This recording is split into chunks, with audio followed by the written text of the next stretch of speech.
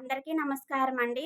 నేను మొన్న వీడియో పెట్టాను కదా! మనం ఎందుకు బరువు తగ్గమో ఖచ్చితంగా ఒక నెల రోజులు మీరు ఖచ్చితంగా స్ట్రిక్ట్‌గా డైట్ చేయండి. ఖచ్చితంగా వెయిట్ లాస్ అవ్వటం స్టార్ట్ అవుతుందన్నాను కదా! 26 నుంచయితే మనకు లెక్క కౌంట్ అయింది.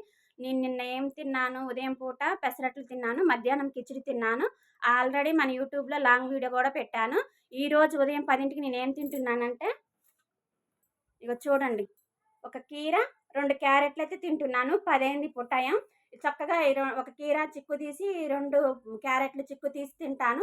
అదే మనకి కీర లేతగా ఉందనుకో చిక్కు గూడా తీయాల్సిన అవసరం లేదు. ఎందుకంటే ఇన్నిట్లో ఇంకా మంచిగా మనకి అన్నీ దీంట్లో ఉన్న పోషకాలన్నీ మనకు చక్కగా అందుతాయి. మనకి కీర పొట్టులో కూడా చాలా మంచి పోషకాలుంటాయి.